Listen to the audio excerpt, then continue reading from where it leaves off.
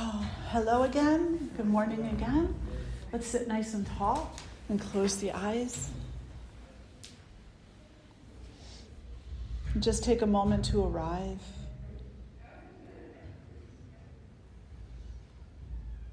And as you breathe in, feel that your body is landing softly in this space at this time. And as you breathe out, feel that you are preparing yourself. Preparing yourself to listen consciously, to learn, and to apply what has been learned. The building will not blow up. That's our heating system.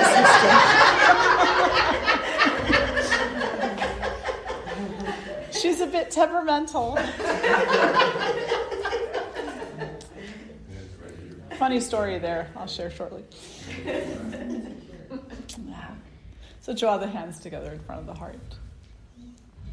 And together we'll lift our voices in Om. Take a breath in. Om.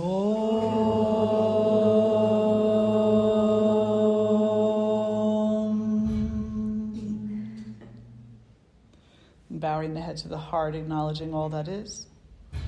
And then draw the face to center, release the hands. Wonderful.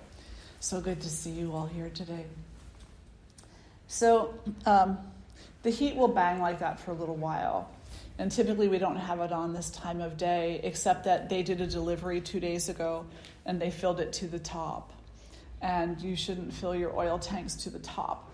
They actually fill it a little bit more than to the top. So now we have to leave it on for a while to burn off the excess. So I do apologize for any bursts that you might hear, but that's the heat meeting the cold water in the pipes. And yeah, sometimes it's very loud, so brace yourselves. All right. So today, I thought we would talk a little bit about a very common phrase, a common mantra, if you will, in yoga. Something that we will typically say at the end of every class. Something that's said on certain types of occasions as well within the tradition. And that phrase is very simple. It's Om Shanti Shanti Shanti. Om Shanti Shanti Shanti. Om is, of course, the primordial sound of the universe. That's the way that it is described. What does that mean? It means that it is the vibration that is present within everything, everywhere, without exception. So the whole reason why you can see this world, hear this world, smell this world, taste this world, feel this world, is because Om is resonating and bringing everything forward. In the tradition, the universe is based on sound vibration. Everything that's manifested within it is based in sound vibration. And science is actually just catching up to this recently. They're agreeing with this. They're saying that wall, that cement wall, used to be thought of as dead matter. She's just excited girl here. Used to be thought of as dead matter. It was just concrete, and it's an inanimate dead matter. But then they said, you know what, actually, it may be inanimate, but it's not dead. It's not dead matter. Because when they take their tools, spectrometers, I think it is, and they study it, what they find is that there's this really high frequency vibration going on in that wall. And it's almost like that vibration is what's causing the molecules to come together and stay together. And in you and me, it causes the molecules to come together to create cells, the cells to come together to create tissues, the tissues come together to create organs come together to create the organism. And so this Om vibration is what is responsible for you and for me and for the cement blocks and the heating system and all of it. Now, Om in and of itself is also associated as the energy of God, the essence of God, God itself. It's not male, it's not female, doesn't have a gender. It's consciousness. It's wisdom. It's the essence of all that is. And in and of its own self, it is peaceful. But peace is such a funny word. Because in our human experience, when we hear the word peace, we think everything is chill.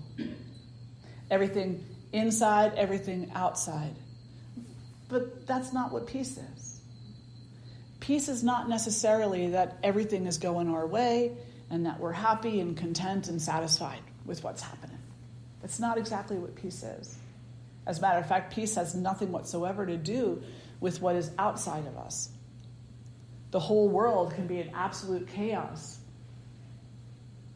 It can be storming out like it's supposed to do in a little while. And if you look at the storm, you might not say that storm is peaceful. After all, it's chaotic. But how are you on the inside in the midst of that storm? Are you like my dog, 60-pound dog, trying to hide under a bed that is entirely not big enough for her to crawl under it? On more than one occasion, I've had to lift the bed up so she could get back out again. You know? I love her dearly.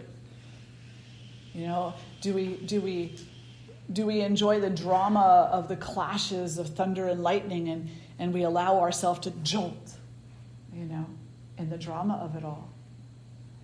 Or do we sit and just accept it and understand that it's a storm moving through and that there's no necessity for us to react, unless, of course, there is. Right? That's another subject.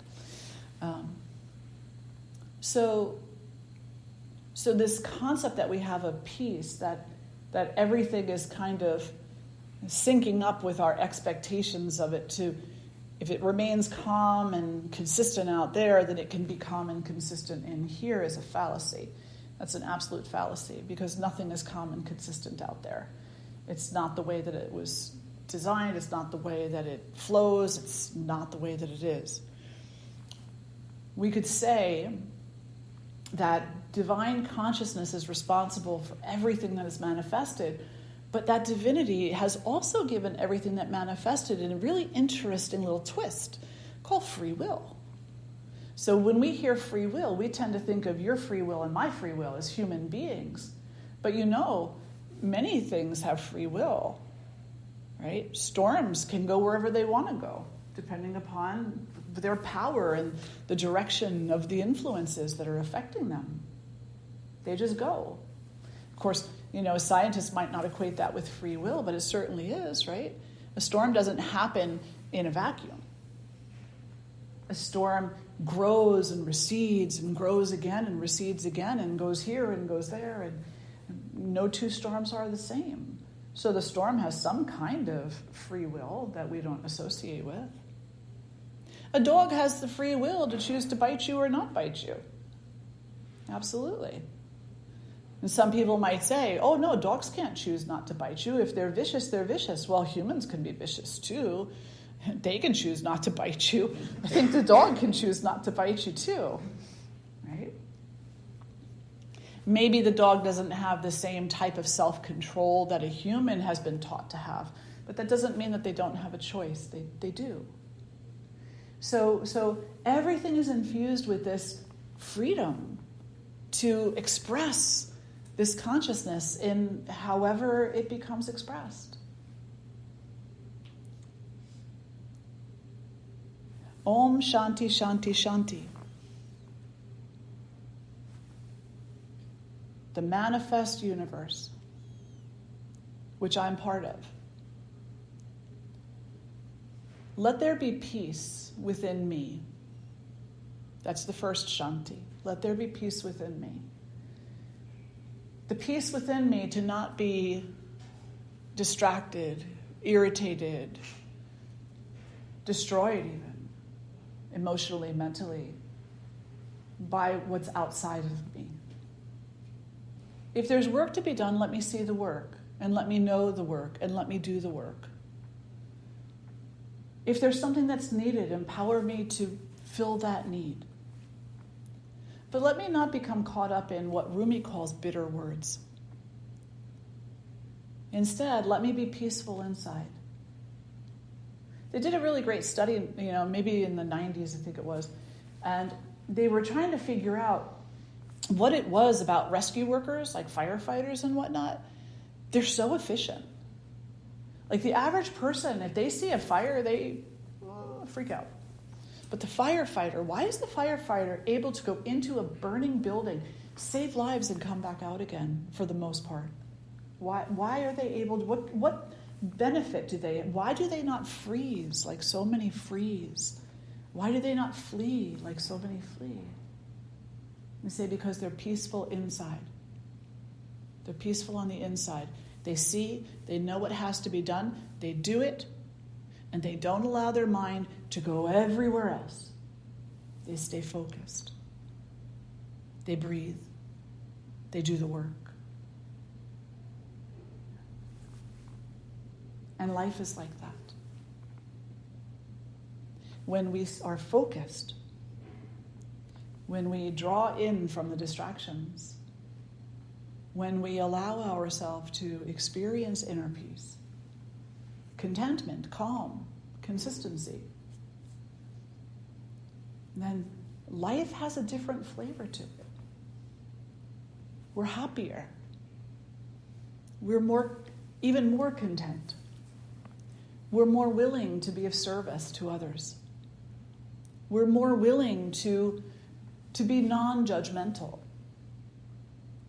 We're more willing to see beyond those little differences and into the greater unity when there's peace within us. And so when we say Om Shanti, Shanti, Shanti, what we're saying is, let there be peace within me so that I can coexist knowingly with this greater consciousness, which in this human body I have no control over, even though my ego wants to. Which in this human body I may be susceptible to because I'm so small in my human form in comparison to that which has brought forth everything. So let there be peace within me so that I may coexist with that, as that, knowing that, and not be afraid of that, and not allow that fear to lead me down the road of self-destruction or the destruction of other beings. So that's the first Shanti. It's a big meaning, right? That's huge. You say, Om Shanti, Shanti, Om peace, peace, peace. Well, what is peace? What is peace? The second Om Shanti, Shanti, Shanti, the second Shanti is let there be peace in all of you, not just me, but let there be peace in you and you and you and you and you and all beings. Let there be peace in all living beings. All living beings who have the free will to bring forth chaos and violence, let there be inner peace in them. Let them, empower them to coexist with that greater consciousness, which they are part of. Let them know that, so that the inner peace can run so deep that it can alleviate all their fear. It can alleviate all the violence. And it can bring us all into a place of greater unity. Not because we need to be brought someplace or discover something new. The unity is already what we are. That oneness that violence keeps us away from is actually inherently who we are. It's like, how many of you have siblings? Right? So you're inherently related to that sibling, right? Like, there's no question, they're your sibling. You come from the same parents. Well, we come from the same parent too. And that ultimate parent is that divine consciousness. But we don't see that. We don't hear it. We don't smell it, taste it, or touch it because we're so distracted. And we're so compelled toward violence with our bitter words. So the second Shanti is let there be peace in all living beings so that we all come together in our form human form, dog form, whatever form, so that we all come together in the light of that unity. No obstacles to it. No obstacles to it. And then the third Shanti is let there be peace throughout the universe. Because, I know some things. I know there's other people on this planet. I know there's dogs and cats and mice and cockroaches and mosquitoes and butterflies and, But there's lots of things that I don't know, too. There's lots of things that I don't know. There's lots of different types of beings that I'm not aware of at all. And there's also lots of things that happen that are natural disasters and that type of thing. So the third Shanti is let there be peace everywhere. Let there be peace everywhere in the universe. Whether I know what that is or not.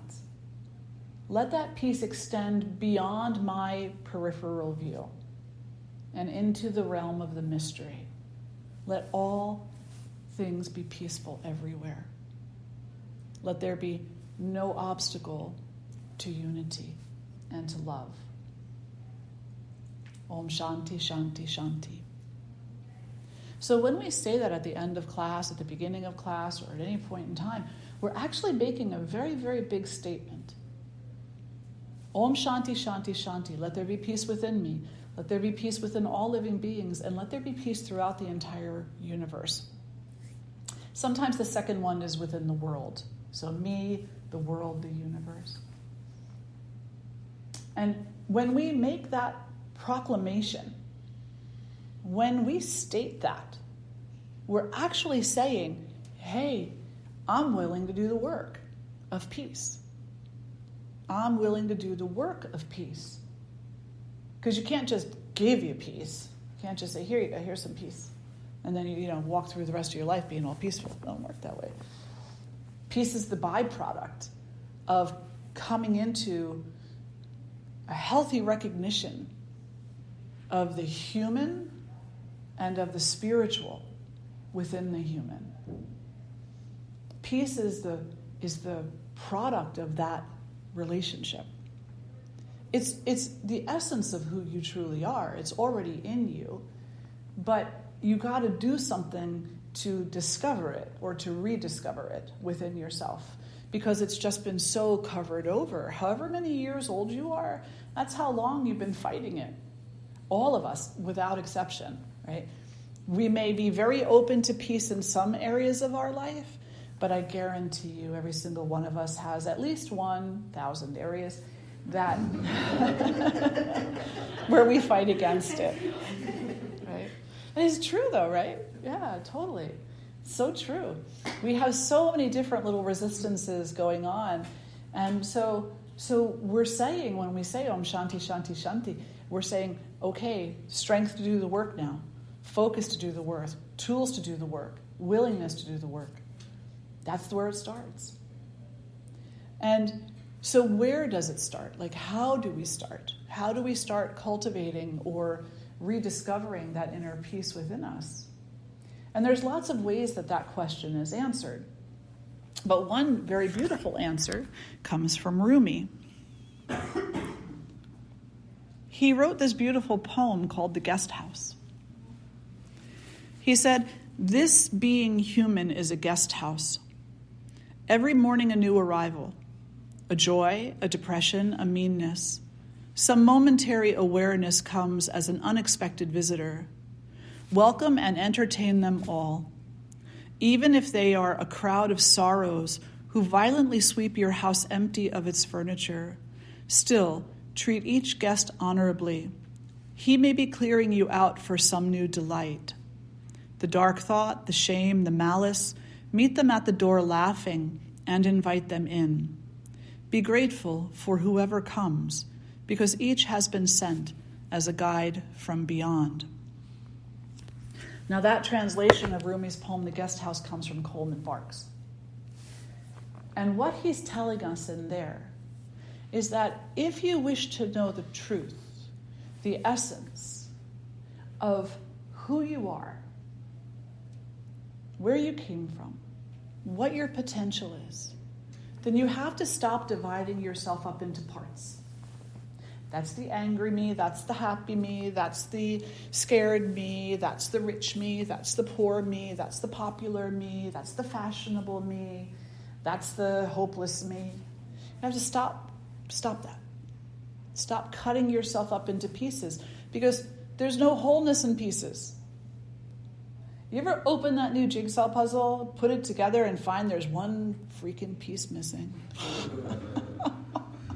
Oh, man. That is like the worst feeling in the world, right? But when we cut things up into pieces, that's the danger we face. Is that one of those pieces will become potentially irretrievably lost. And when we feel we have lost something, we'll think it's irretrievably lost. When we think we have lost something, we cannot feel whole. It is only when we understand that we have all the parts already, and they're not actually parts, they're just oneness. That's when we come into this greater acknowledgement and understanding of peace. Does that make sense? Say that again. I'll try. Okay. It's good that I record this. So, if we look at ourselves as a jigsaw puzzle, and we cut ourselves up into all these little pieces, and we say, okay, that's the angry me. And you know what? I really can't help the angry me, because I'm just an angry person. And I've tried anger therapy, I've tried metta meditation, I've tried working at the food kitchen, but I'm still angry. So I guess I'm just angry. And that's the part of me that'll never be fixed. That's like a lost piece of the puzzle. If that's the way you're thinking about yourself, that there's a part of you that can never be fixed, well, there's a big conversation there. But basically, as long as you have that thought in the back of your mind that you can't be fixed in any way, shape, or form, and you see yourself as broken up into pieces, then you will never really know your wholeness. Because you might say out loud, well, but I know I'm whole. I know I have this greater wholeness. But there's that voice in the back of your mind that's saying, yes, except for that angry part of you. Yeah. And so that caveat will always be there until you relinquish that idea that you are an angry person.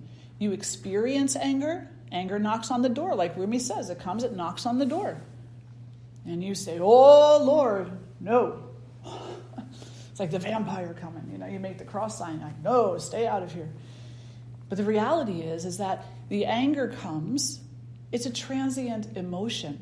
It's not who you are. It's like a storm moving through. Right? So think back. To be at peace with the flow of the consciousness in the universe so that we can have the most radiant knowledge of our unity with that requires that we not react differently to the storm than we do to the sunshine. We don't say, bad storm, good sunshine. Those are preferences.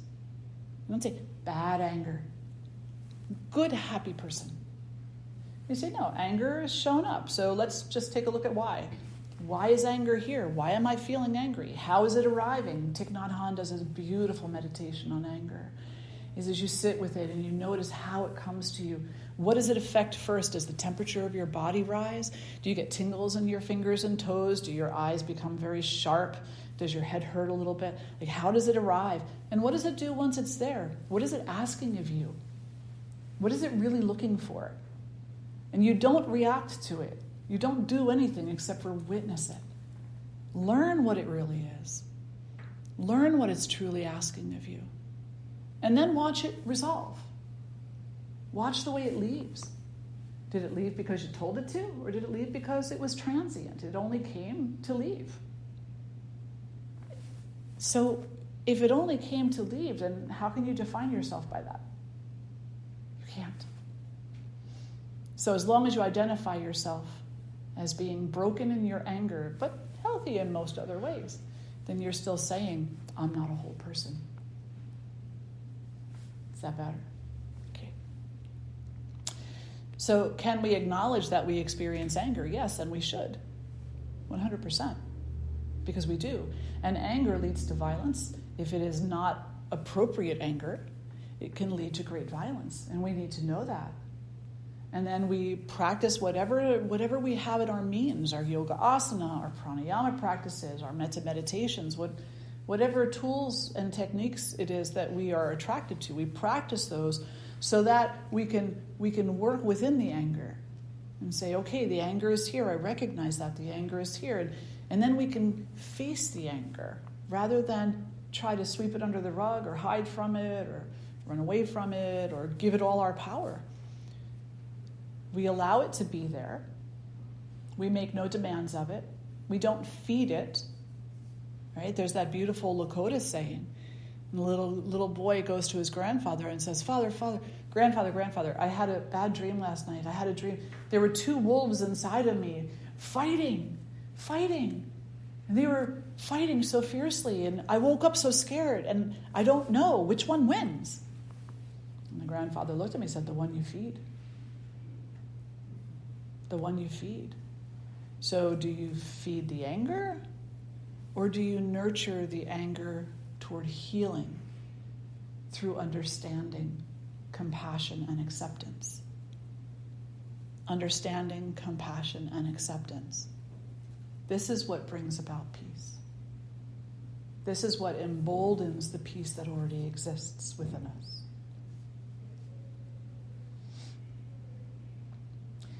And the guest house is a really beautiful, eloquent path to follow. It's saying, pay attention to yourself, what you're feeling in any given moment.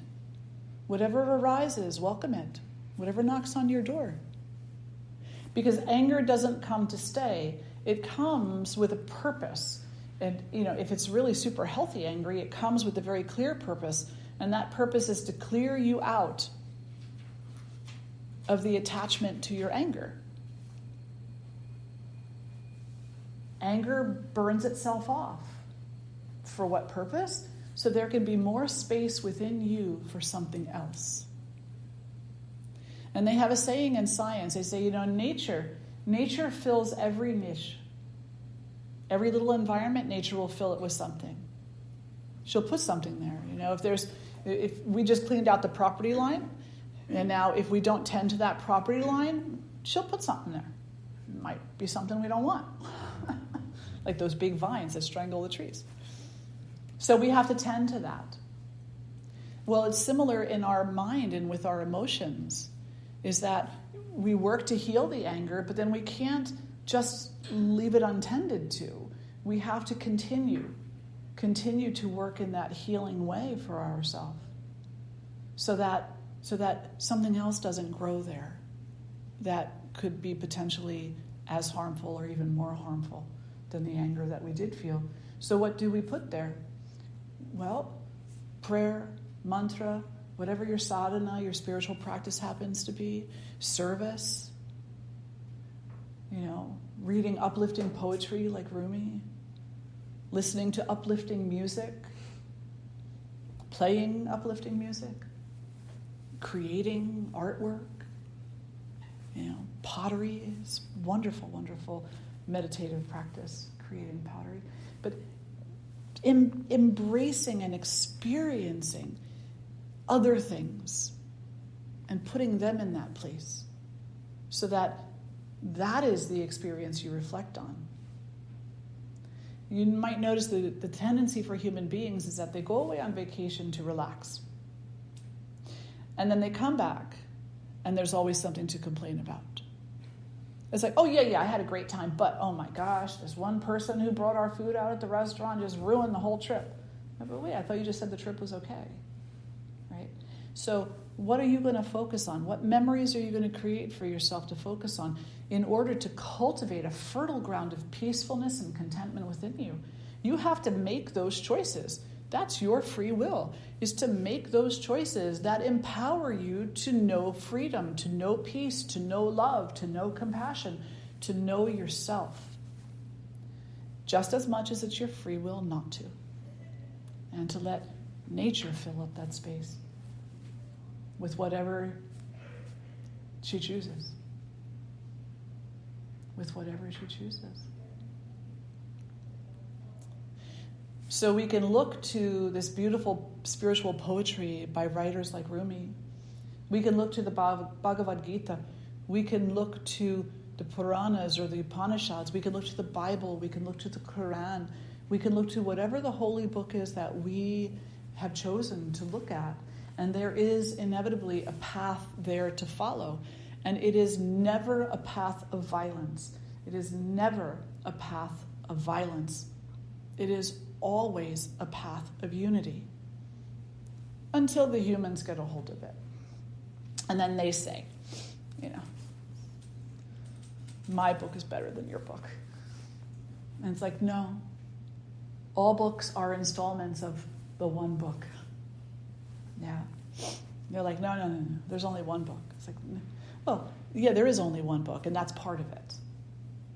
Every one of the books that we see, the Baha'i tradition, which is a beautiful tradition, they have this amazing understanding. They say, every prophet that has come forward has only come forward with a part of the truth. The part that humanity needed to hear at the time. And it won't be until humanity itself accepts the messages of all the prophets that humanity will get the whole message. All the books, the sacred books that have been written, none of the books that have been written contain the entire truth. Every one of those books has a message, and the message is associated with the time and the people that it has been presented to. And it's only when humanity accepts all the books together that they will get the whole message. And that's people too. That's like us. We can exist in our own kind of little bubble and be like, well, I'm doing my spiritual work. I'm whole. I'm good. I'm free. But it's not until all human beings and all living beings come together. And human beings will put first because we're the ones that have this kind of self-destructive consciousness. So we need to come together and stop destroying each other. We need to come together and not only see the light and wholeness within myself, but to see it within you also. And to let that be the guiding principle of our relationship to one another and our relationship to everything else that exists. And it's only when we come together in that way that we will understand the wholeness of the message of our oneness. Until then, there'll always be a part missing from the jigsaw puzzle. So we got to find that piece. The good news is you don't have to look too far. It's already in you. It's right there. It never really went anywhere. We just have chosen to focus somewhere else. You ever do that? Like you put the whole puzzle together, there's one piece missing, and so you get all pissy about it. You take the puzzle apart, put it back in the box, look down, and there it is. There it is. So don't get to the point where you react and throw the puzzle back in the box again and give up, Just have faith. It's all there. Have that faith. Have that faith. Let me read another poem by Rumi for you. Now he says it's not really enough. It's not really enough to say, okay, I'm going to accept it all. I'm just going to accept it. Right? I can say I'm always going to eat salad. But if I don't change my attitude about the salad, my approach to the salad, if I tell myself, well, I'm always going to eat salad because salad's healthier for me, but I really kind of don't like salad, then I'm never really going to receive the benefit of the salad. I'm not completely. There'll be some benefit that I receive. But the complete benefit won't be there because my own attitude was incorrect. My own, what we call bhavana or bhav, was not proper to the task at hand. So my own attitude has kept me from the greatest benefit. So this is what Rumi says. He says, be with those who help your being. Don't sit with indifferent people whose breath comes cold out of their mouths. I love that line. Not these visible forms. Your work is deeper. A chunk of dirt thrown in the air breaks into pieces. If you don't try to fly and so break yourself apart, you will be broken open by death when it's too late for all you could become. Leaves get yellow. The tree puts out fresh roots and makes them green. Why are you so content with a love that turns you yellow? This gives me goosebumps every time I read this, particularly that second line. Don't sit with indifferent people whose breath comes cold out of their mouths. We are those people if we're not mindful, because the very first person we sit with is our own self. So we need to know the messages that we're giving ourselves. We need to know when our breath is cold and freezing things over, chilling things, or when our breath is warm and speaking of love and peace and unity authentically and truly. He says, bitter words. We need to know the bitter words we use in defining ourselves and our own experience and in defining others. And we need to remove those bitter words from our vocabulary and make them gentler words. We need to keep company with uplifting beings, and that begins with ourself. So that's the first way we do the work. And that's the attitude to bring forward with it, is that in keeping my own company, you know that saying, I'll be my own best friend, right? But your own best friend doesn't just pat you on the back and tell you you're right, no matter whether you're right or wrong. No, that's not a friend. Your own best friend tells you what's needed, and then supports you in taking the action to fulfill that deed. And then when you are the uplifting company that you yourself keep, when you are your own Sangha, then you will become the Sangha and sanctuary for others as well. Now, in the yoga and the tradition of Advaita Vedanta, yoga, Hinduism, we have this concept of Sangha. Sangha is the community of like-minded individuals. It's the people who are coming together to lift each other up because they know how friggin' hard this path can be. This path can be so hard. And it's not that the path is hard. It's that the battle going on in here is hard. The ego, the heart. Such a challenging journey. So we come together to lift each other up and to reassure each other that the journey is worth it, because there's a truth that waits for us. And it's not some unreachable truth. It's not some super esoteric concept that you just can't identify with. That's what people don't like about spirituality and religion sometimes, is that there's these esoteric concepts that seem so out of this world that they're just not achievable.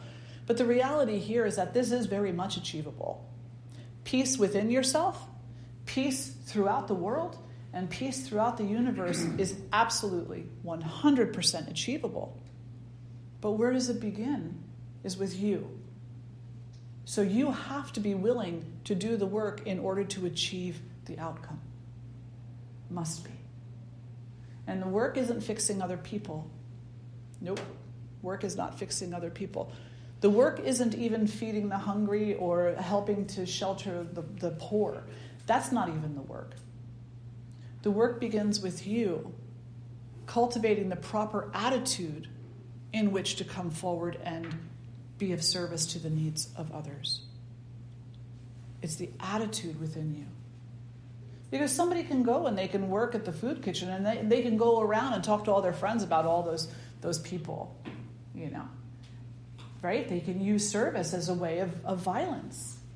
So you have to have the right attitude so that the service is not a violence, but a blessing. And it's not a blessing to the person that you're serving. It's a blessing to you to have the opportunity to serve someone. Humility, another very, very important essence for us to cultivate within ourselves.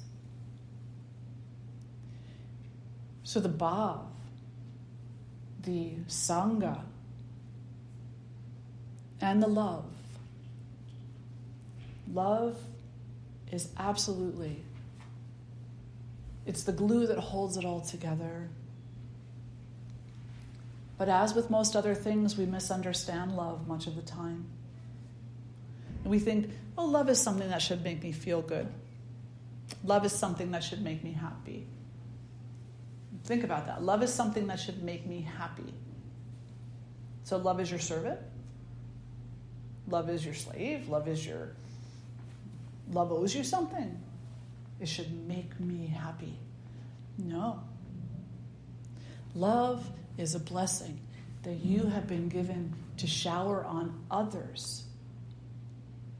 Not just to receive yourself, but to shower upon others. So that as you're walking through the world, witnessing the suffering of other beings, you're showering love on them like a tincture, like an ointment to alleviate the pain and the suffering. You shower them with love. That's the greatest gift that you've been given, is that you can shower love on people. And the other part of that gift is you can do it without ever expecting a thank you. Completely selflessly. You can be love walking through this earth and never once want a thank you for it. And that's actually a very important part of it. Because the moment that we say, well, they could at least say thank you, then we have taken a piece out of the puzzle and hid it purposefully in a place where we've decided to forget we put it. We've sabotaged ourselves. So when we give freely, we give openly, and we ask for nothing in return.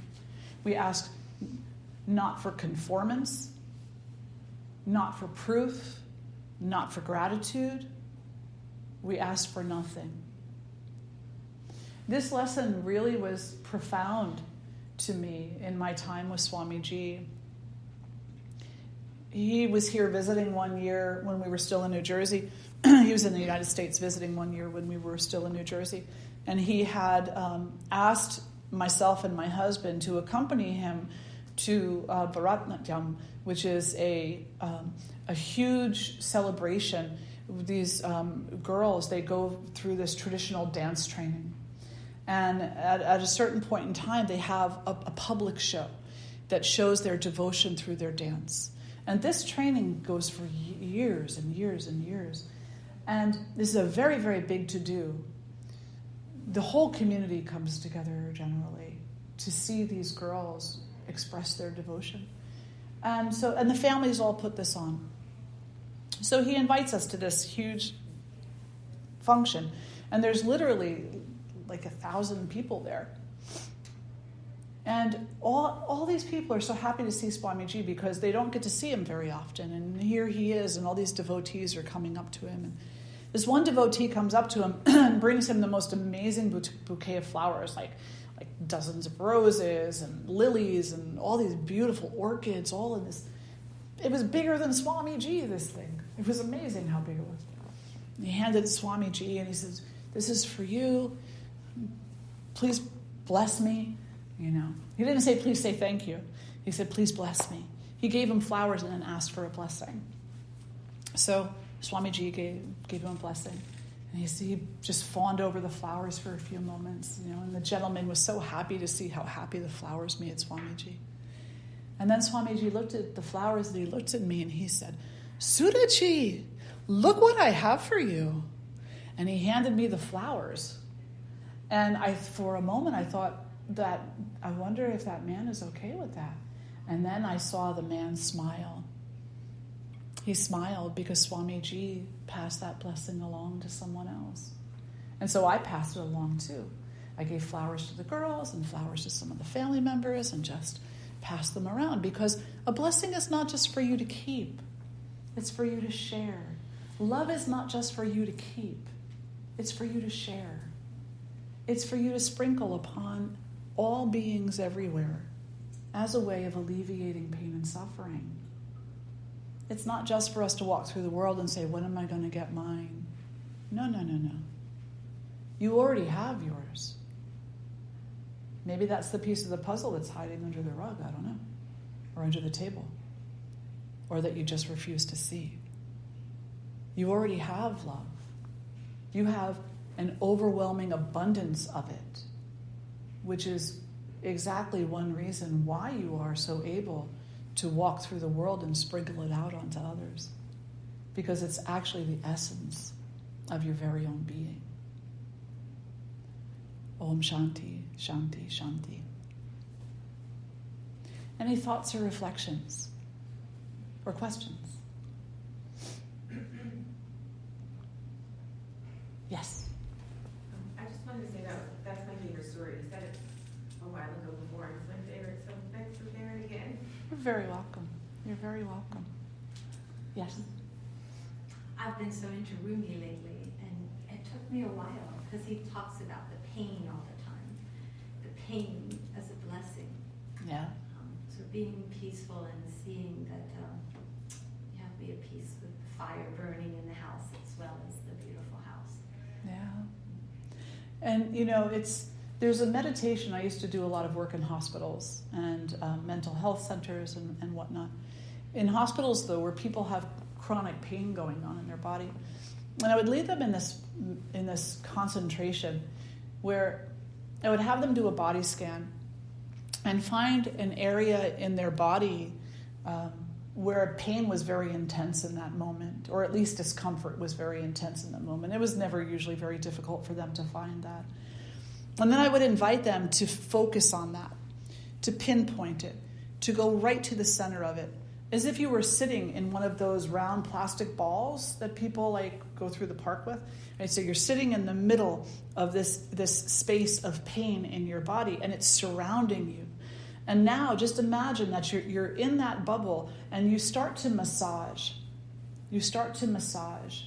You're just you're not moving physically, but you're thinking about it. And you're just kind of massaging it a little bit. Get to know it. Look at how it reacts and responds to you. You're not trying to change it. You're trying to learn about it.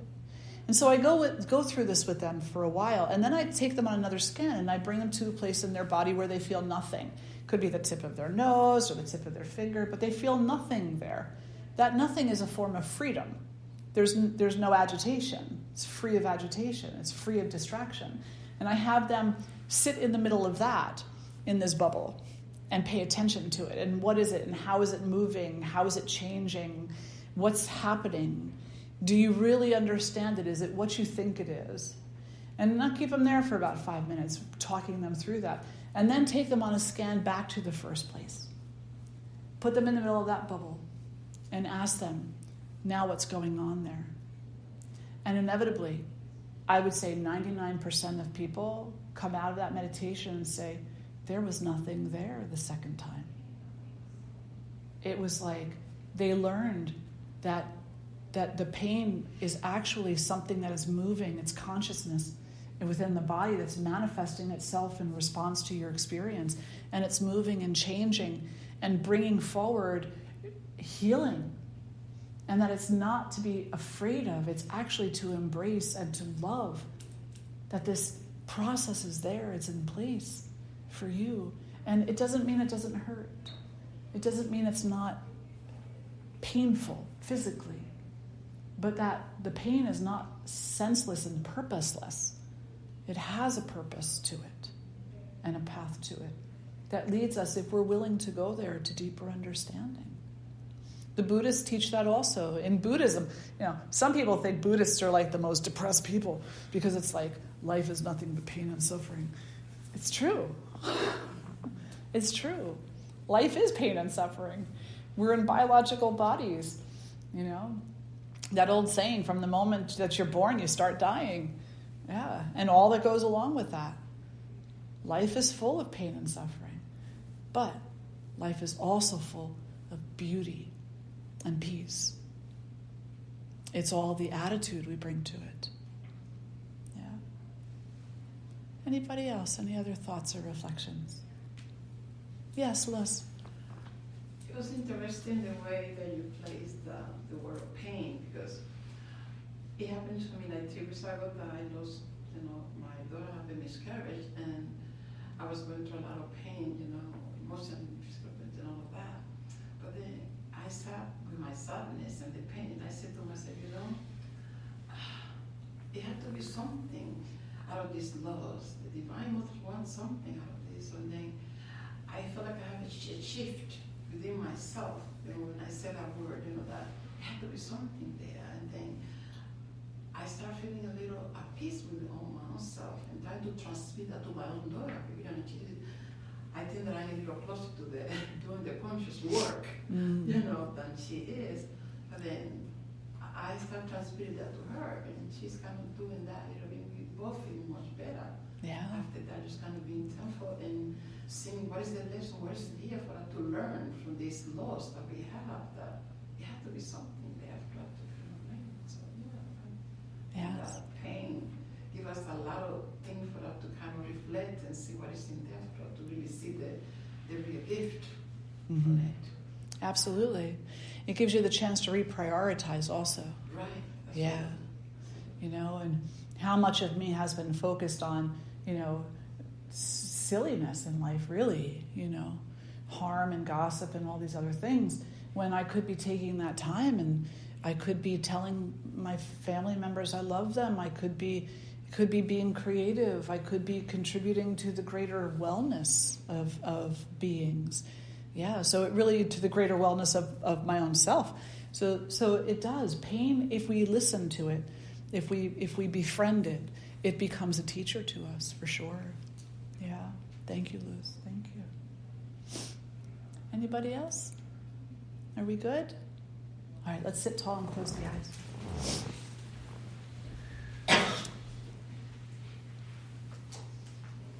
And let's just chant Om Shanti, Shanti, Shanti a few times. So join me when you're ready. Om Shanti, Shanti, Shanti. Om Shanti, Shanti, Shanti. Om Shanti, Shanti, Shanti. Om Shanti, Shanti, Shanti. Om Shanti, Shanti, Shanti. Om Shanti, Shanti, Shanti. Om Shanti, Shanti, Shanti. Hari Om Shri Guru Bhyo Namaha. Hari Om. Thank you all so much for being here today. Such a gift to gather with you all in Sangha. Thank you. If you haven't eaten yet, please do. It smells amazing. Have a lovely rest of your day, and I look forward to seeing you all next time. And for those who came in just recently, we have this beautiful project going on. We are petitioning the UN in UNESCO to have Reading placed onto the list of international cities of peace. And the ashram will be the hub, so that much of the work that's going to be coming out into this project will begin here, but it'll be carried out into the community by so many amazing individuals. And so we have a petition out front where we're asking people to sign up in support of this, becoming an international city of peace. So if you're so called, please do sign. Yes, Jill? Can you just give me an example of some of the things you would do with this city? I'm trying to wrap my head around it. Yeah, so an international city of peace, there's already many of them, actually, that have been so named. And basically what it is it's a statement of intention. A statement of intention that we're going to come together as a community and we're going to work for peace. We're going to bring all the facets of the community together in some way, shape, or form. We're going to do the good work. We're going to support the food kitchens and the by donation, restaurants that are down in the city, for example. We're going to support the children in all realms to come together and to know each other more completely. We're going to do the work of nonviolence so that we can manifest here the potential that exists within each one of us. Yeah. Yeah, that sounds great. Absolutely. Yeah, I love it. 100% on it. Yeah. No. Thank you all. Trying to think. Oh, and as a reminder, I am leaving for Ireland on the 15th. So I will be here next weekend. But you'll still have classes, so please do come. Dayananda will be filling in for me while I'm not here for those 2 weeks.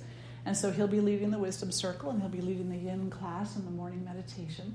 So please do come and enjoy. He has so much wisdom to offer.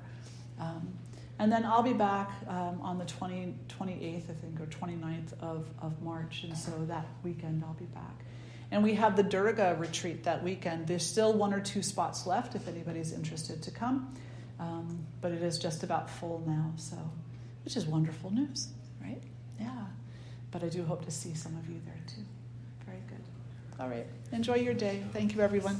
There's a women's